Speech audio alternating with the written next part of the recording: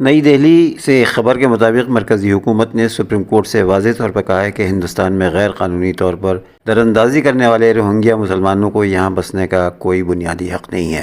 اتنا ہی نہیں، مرکز نے یہ بھی کہا ہے کہ سپریم کورٹ کے اختیارات کی ایک حد ہوتی ہے اور وہ اس حد کو پار کر کے پارلیمان کے اختیارات کو کمزور نہیں کر سکتا۔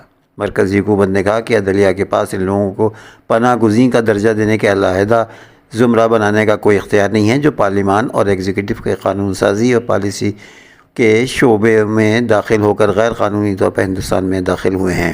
حکومت نے اپنے حلف نامے میں سپریم کورٹ کے کئی فیصلوں کا حوالہ دیا۔ مرکز نے کہا کہ غیر ملکی کو صرف آئین کے آرٹیکل 21 کے تحت زندگی اور آزادی کا حق حاصل ہے، اسے ملک میں رہنے اور آباد ہونے کا حق نہیں ہے۔ یہ حق صرف ہندوستانی شہریوں کو حاصل ہے۔ حکومت نے کہا کہ ہندوستان UNHRC کے پناہ گزینوں کارڈ کو تسلیم نہیں کرتا۔ جو کچھ روہنگیا مسلمانوں نے اس یقین کے ساتھ حاصل کیا ہے کہ وہ اس بنیاد پر انہیں ہندوستان میں پناہ گزین کا درجہ مل جائے گا۔ حکومت نے کہا کہ ہندوستان کو پہلے ہی بڑی تعداد میں بنگلہ دیشیوں کی دراندازی کے سنگین مسئلے کا سامنا ہے۔ بنگلہ دیشی دراندازوں نے کچھ سرحدی ریاستوں آسام اور مغربی بنگال کی آبادی کا تناسب تبدیل کر دیا ہے۔ حکومت نے کہا کہ روہنگیوں کی ہندوستان میں غیر قانونی نقل مکانی اور ہندوستان میں رہنے کی اجازت دینا نہ صرف غیر قانونی ہے بلکہ یہ انتہائی سنگین سیکیورٹی خطرے کا معاملہ بھی ہے۔ حکومت نے کہا کہ روہنگیا کی ایک بڑی تعداد کو آدھار اور ووٹر ID جیسے جعلی شناختی کارڈ ملے ہیں۔ ایسی مصدقہ اطلاعات ہیں کہ انسانی اسمگلنگ سمیت ملک بھر میں سنگین مجرمانہ سرگرمی میں ملوث ہیں اور داخلی اور قومی سلامتی کے لیے خطرہ ثابت ہو رہے ہیں۔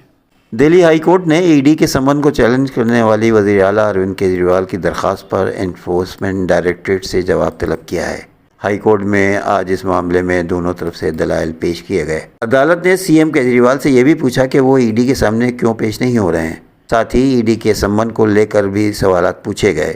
ED نے کہا کہ ہم جواب دیں گے اور ہم دیکھ رہے ہیں کہ کس بنیاد پر مخالفت کر رہے ہیں۔ سینئر وکلا ابھیشیک منو سنگھوی اور وکرم چودھری کیجریوال کی طرف سے پیش ہوئے اور ED کے دلائل سے استثناء لیا جو کہ برقراری کی بنیاد پر درخواست کی مخالفت کرنے ہے۔ اس معاملے کی اگلی سنوائی 22 اپریل کو ہوگی۔ 2 معصوم بچوں کے قتل کے بعد سے اتر پردیش کا ضلع بدایوں ہل گیا ہے۔ اس واقعے نے پورے ملک کو ششدر کر دیا ہے۔ اس واقعے کے بعد ملزم ساجد پولیس مقابلے میں مارا بھی گیا ہے۔ حملے میں ساجد نے 3 بچوں کو زخمی کر دیا تھا جن میں سے 2 ہلاک ہو گئے ہیں۔ ایک بچہ زندہ بچ گیا ہے جو اس واقعے کا عینی شاہد ہے۔ میڈیا رپورٹس کے مطابق واقعے کے وقت 2 ملزمان ساجد اور جاوید موجود تھے۔ بچوں کا کہنا ہے کہ ساجد نے پہلے بڑے بھائی سے چائے اور چھوٹے بھائی سے پانی منگوا لیا۔ بچے کا کہنا ہے کہ جب میں اوپر گیا تو ساجد نے میرا منہ پکڑا اور مجھ پر وار شروع کر دیے۔ میرا ہاتھ اور سر پر بھی چوٹ آئی لیکن میں نے اسے دھکیل لیا اور نیچے بھاگا اور پھر اپنی ماں کے ساتھ آ کر گیٹ بند کر دیا۔ واقعے میں بچ جانے والے بچوں کے بھائی کا کہنا ہے کہ واقعے کے وقت جاوید اور ساجد دونوں موقع پر موجود تھے۔ بچوں کا کہنا ہے کہ میں ٹیرس پر گیا تو دونوں بھائی چھریوں کے وار سے مر چکے تھے۔ بچے کا کہنا ہے کہ ملزم نے میرے ساتھ بھی ایسا کرنے کی کوشش کی لیکن میں نے اسے دھکا دے کر نیچے بھاگ لیا۔ IG کا کہنا ہے کہ ساجد واقعے کا مرکزی ملزم تھا۔ پولیس معاملے کی تحقیقات میں مصروف ہے اور واقعے کی وجوہ جاننے کی کوشش کر رہی ہے۔ پولیس کے ڈائریکٹر جنرل پرشانت کمار کا کہنا ہے کہ یہ واقعہ رات 8 بجے کے قریب پیش آیا۔ اس واقعے میں ساجد اور جاوید نامی شخص نے اپنی دکان کے سامنے رہنے والے ایک شخص کے گھر پر جا کر اس کے بچوں پر حملہ کر دیا جس میں 2 بچے جہاں بحق ہوئے اور ایک بچہ زخمی ہو گیا۔ کمار نے بتایا کہ واقعے کے بعد ساجد فرار ہو گیا۔ پولیس نے فوری کارروائی کرنے سے اسے گھیرے میں لے لیا تھا۔ ملزم نے پولیس پر بھی فائرنگ کی اور جوابی فائرنگ میں زخمی ہو گیا، بعد میں دم توڑ گیا۔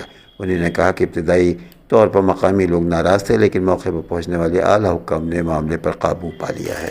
غزہ شہر میں شفا میڈیکل کمپلیکس پر اسرائیلی حملے میں تقریباً 250 فلسطینی ہلاک اور کئی دیگر زخمی ہو گئے ہیں۔ یہ بات حماس کے میڈیا آفس نے منگل کو بتائی۔ اس میں کہا گیا ہے کہ اسرائیلی فوجیوں نے اپنے چھاپوں کے دوران مریضوں، بے گھر لوگوں اور شہریوں پر گولیاں اور گولے داغے، جس کے نتیجے میں 250 سے زائد فلسطینی ہلاک اور متعدد زخمی ہوئے ہیں۔ بیان میں ہلاکتوں کی صحیح تعداد نہیں بتائی گئی ہے۔ بیان میں کہا گیا ہے کہ چھاپے میں سینکڑوں اسرائیلی فوجی ہتھیاروں، پولیس کتوں، درجنوں ٹینکوں اور ڈرونز ہیلی کاپٹر سے لیس تھے۔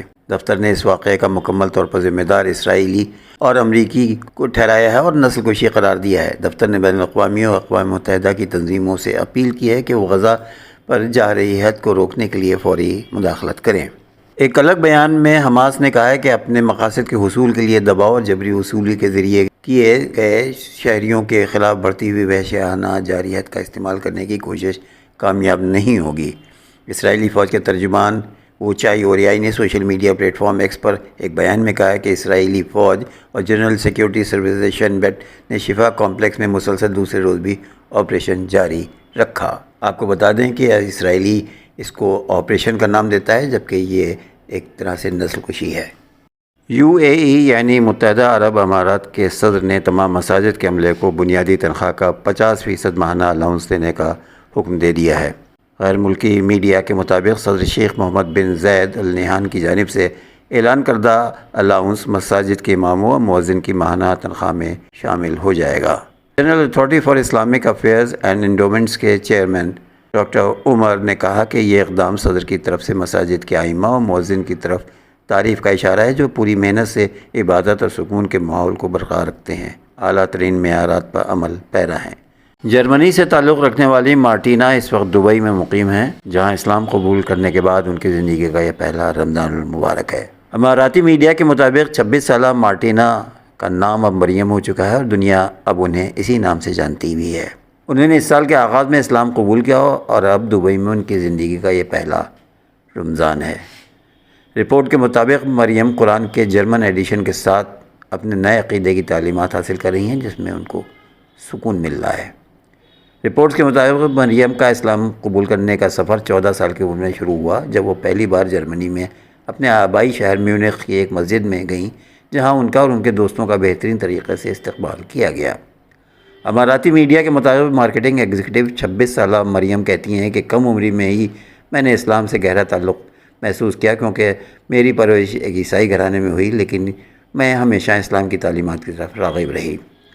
ان کا کہنا ہے کہ عام لباس پہنتی تھی اور سر پر اسکارف پہنتی تھی، تاہم جنوری 2024 میں دبئی میں ایک اسلامک انفارمیشن سینٹر جا کر میں نے اسلام قبول کیا اور اللہ کی وحدانیت اور نبی کریم صلی اللہ علیہ وسلم کا آخری رسول تسلیم کیا۔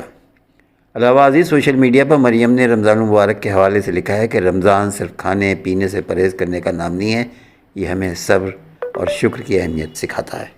اور آخر میں ایک دلچسپ خبر نیو یارک سے۔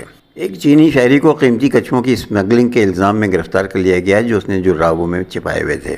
میڈیا رپورٹس کے مطابق چینی شہری سائی کیونگ پر اس وقت محفوظ کردہ کچھووں کی اسمگلنگ کا الزام عائد ہے، جب ایئرپورٹ کے مین آفس میں جار پیکجوں میں 40 ایسٹرن باکس کچھوے برآمد ہوئے ہیں۔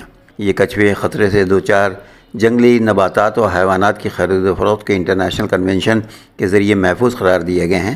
شہری نے کچھووں کو شور مچانے سے روکنے کے لیے جرابوں میں چھپایا تھا۔ ایسٹرن باکس کچھووں کی لمبائی تقریباً 6 انچ تک ہوتی ہے اور وہ 100 سال سے زیادہ زندہ رہ سکتے ہیں، جبکہ ان کا خول دوسری نسلوں سے مختلف یعنی رنگین ہوتا ہے۔ کیلیفورنیا میں سینٹرل ڈسٹرکٹ کے امریکی اٹارنی کے دفتر نے بیان میں کہا ہے کہ کچھوے ایسے پیکجوں میں پالے گئے جن کا پتہ ان کے گھر کا پتہ تھا۔ کچھووں میں سے ایک مر چکا تھا لیکن باقی زندہ